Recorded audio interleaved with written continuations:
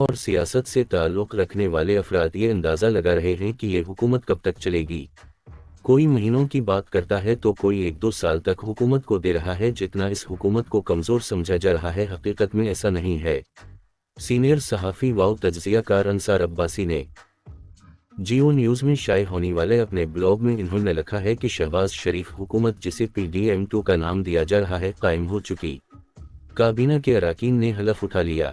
نئے وزیر خزانہ نے اپنے عہدے کا چارج سنبھال لیا۔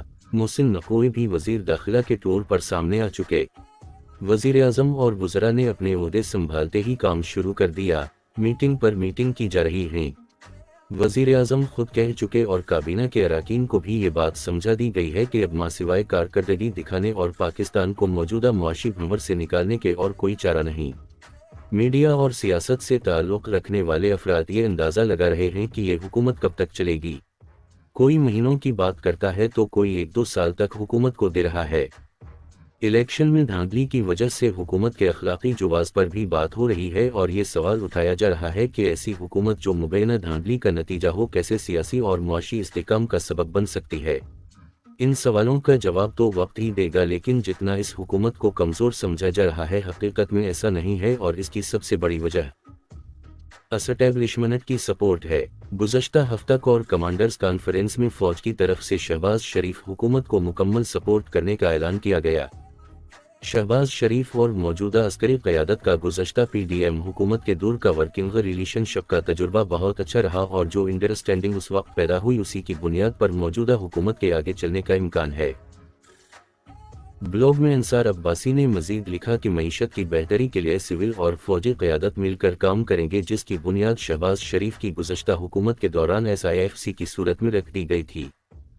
گویا شہباز شریف کی حکومت کو فوجی قیادت کی مکمل حمایت حاصل ہے، اور یہ وہ نقطہ ہے جو پاکستان کی سیاسی تاریخ میں کسی بھی سول حکومت کے استحکام کے لیے ضروری سمجھا جاتا ہے۔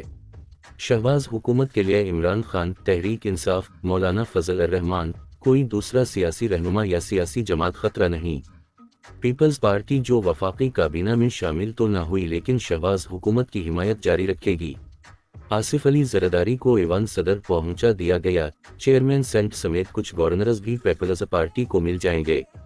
ممکنہ طور پر کچھ عرصہ میں پیپلز پارٹی کابینہ میں بھی شامل ہو سکتی ہے۔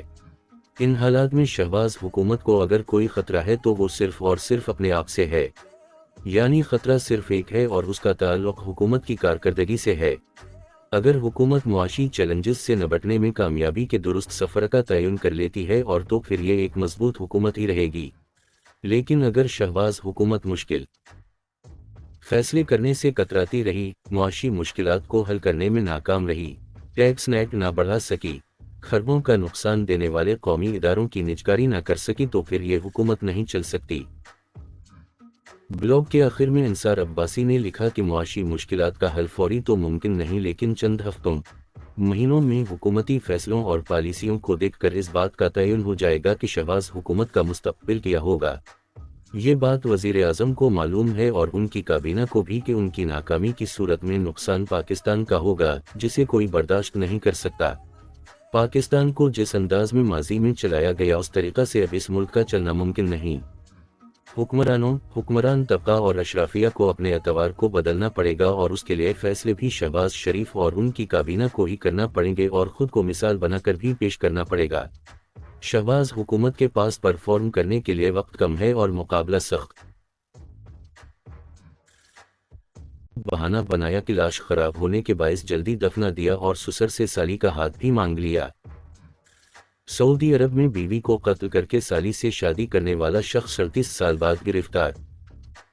سعودی عرب میں ایک شخص نے بیوی کو قتل کرنے کے بعد بیڈ روم میں فرش کھود کر لاش دفنا دی اور ٹائلز لگا دیے، پھر مظلوم بن کر سالی سے شادی کر لی، لیکن یہ بھانڈا 38 سال بعد پھوٹ گیا۔ عرب نیوز کے مطابق 38 سال قبل گھریلو جھگڑے کے دوران شوہر کے تشدد سے اہلیہ ہلاک ہو گئی، جس پر قاتل شوہر نے بیڈ کے نیچے فرش کھودا اور لاش دفنا کر فرش کو پختہ کر دیا۔ بعد ازاں اس نے دور دراز علاقے میں مقیم اپنے سسرالیوں کو بتایا کہ بیوی کا انتقال کینسر کے باعث ہو گیا اور جلدی نہ دفنایا گیا تو لاش خراب ہو جائے گی۔ جب سسرالی آئے تو قاتل شوہر نے حیرت انگیز طور پر ایسا ڈرامہ کیا کہ کوئی بھی اس کا جھوٹ نہ پکڑ سکا، بلکہ ساس سسر نے اس کی شادی اپنی دوسری بیٹی سے کرا دی۔ साली को भी 38 साल तक अंदाजा नहीं हुआ कि वो अपनी बहन के कातिल के साथ जिंदगी गुजार रही है, लेकिन कुदरत कातिल को बेनकाब करना चाहती थी और घर में वाशरूम की तामीर के लिए की गई खुदाई में मजदूरों को इंसानी हड्डियां मिले। मजदूरों ने पुलिस को बताया, हड्डियों के डीएनए से पता चल गया कि ये बाक़ियात पहली बीवी की हैं।